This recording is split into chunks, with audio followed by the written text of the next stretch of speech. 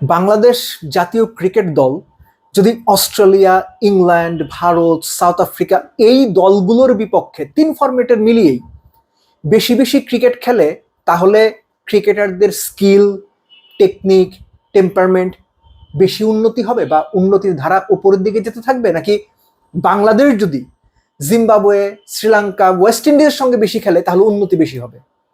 কোনো তর্ক ছাড়াই বলে দেওয়া যায়, অস্ট্রেলিয়া, ইংল্যান্ডের সঙ্গে যত বেশি খেলবে বাংলাদেশ, ক্রিকেটারদের অ্যাবিলিটি তত বেশি বাড়বে। এটা পরীক্ষিত সত্য। বাংলাদেশ ক্রিকেট বোর্ড অনেক দেরিতে হলেও ঠিক ওরকমই কিছু উদ্যোগ নিতে যাচ্ছে, যেটা নিঃসন্দেহে প্রশংসার যোগ্য। আমরা প্রায় একটা ব্যাপার দেখি বা শুনি বা সবাই কম বেশি জানি যে বাংলাদেশ আন্ডার 15, 17, 19, খেয়াল করে দেখেন এই আন্ডার 15, 17, 19 এই লেভেলের যে ক্রিকেটাররা আছে, বেশিরভাগ সময়ই তাদের স্কিল ডেভেলপমেন্টের পার্টটা শুধুমাত্র নিজেদের মধ্যে খেলেই বা নিজেদের সমবয়সীদের সঙ্গে খেলেই ডেভেলপ করা হয়। আন্ডার 15 তাদের সঙ্গে খেলে, আন্ডার 17 আরো আন্ডার 17 প্লেয়ারদের সঙ্গে খেলে, আন্ডার 19ও তাই। দেশের বাইরে এশিয়া কাপ, বিশ্বকাপ, আন্ডার 19-এর কথা বলছি, একই লেভেলে। সো তাদের যদি প্রতিদ্বন্দ্বিতা কিংবা চ্যালেঞ্জ 1 ধাপ 2 ধাপ ওপরের সঙ্গে হয়, ওপরের ধাপের ক্রিকেটারদের সঙ্গে হয়, তাহলে কেমন হবে? বিসিবি এই উদ্যোগটাই নিতে যাচ্ছে।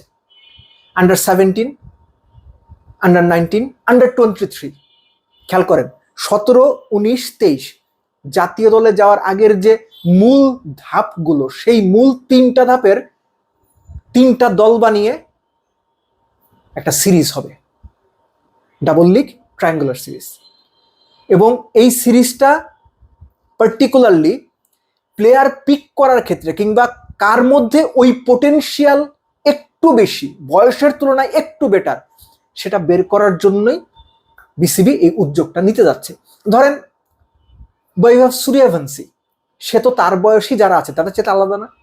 এই আলাদাটা কিভাবে সামনে এসেছে? যখন সে বড়দের সঙ্গে খেলে নিজেকে প্রুফ করেছে, নিজের লেভেলে অনেক ভালো প্লেয়ার, 15 লেভেলে, 17 লেভেলে, 19 লেভেলে অনেক ভালো প্লেয়ার আছে, কিন্তু একটা 17 লেভেলের কোনো প্লেয়ার ধরেন আন্ডার 23-র সঙ্গে 40 বল 80 রানের একটা ইনিংস খেললো, কোনো বোলার 6 উইকেট পেল, কিংবা আন্ডার 19-এর কোনো একজন ব্যাটসম্যান 60 বলে 100 করলো, হতে পারে না এরকম?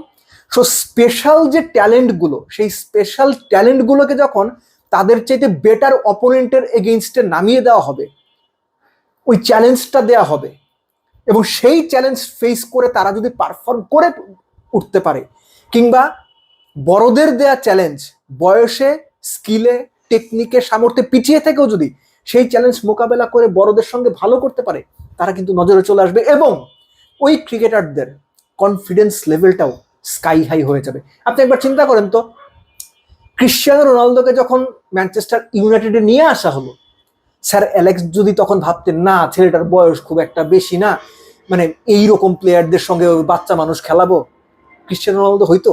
তিনি কিন্তু সেটা চিন্তা করেন নাই। ওরে আইন ওই চ্যালেঞ্জে ফালাই দিছে, খেল বাবা, দেখি কি করে। সেই কারণে রোনালদো সুযোগ পেয়েছে, নিজেকে প্রুফ করেছে। Same goes to Messi, same goes to other big names. So বড় প্লেয়ার হতে হলে বড়দের সঙ্গে পারফর্ম করেই, বড়দের সঙ্গে টেক্কা দিয়েই, বড়দেরকে মাত দিয়েই উপরে উঠতে হবে। এবং এই যে নিজের তুলনায় বড় প্রতিদ্বন্দ্বীর সঙ্গে মোকাবেলা করে ভালো কিছু করতে পারা কিংবা জেতা, এটা কিন্তু একজন পার্টিকুলার ইন্ডিভিজুয়াল অ্যাথলিটকে, নট নেসেসারি ক্রিকেটার, ফুটবলার, যে কোনো অ্যাথলিট, তার আত্মবিশ্বাস অনেক উঁচুতে নিয়ে যায়। এই মুহূর্তে বাংলাদেশের কমপক্ষে 60 জন প্লেয়ার দেশে বিদেশে মিলে, আগে একটা ভিডিওতে আমি বলেছিলাম যে খেলছে বাংলাদেশ ক্রিকেট হিস্ট্রিতে, যেটা কখনোই হয়নি। ঠিক একইভাবে এই আন্ডার 17, 19, 23 3টা দল নিয়ে যে সিরিজটা হবে, সেটাও বাংলাদেশের ক্ষেত্রে খুব ইউনিক একটা কনসেপ্ট। হতেও পারে আন্ডার 17 যে দলটা আছে, এই দলটা আন্ডার 23 দলের সঙ্গে 80 রান আউট হয়েছে, হইতেই পারে, কিন্তু স্পেশাল ট্যালেন্ট কার মধ্যে আছে, কোন প্লেয়ারটা বয়সের তুলনায় mentally, skill wise, physically ahead, এগুলো বের করার জন্য এই ধরনের টুর্নামেন্ট খুব গুরুত্বপূর্ণ।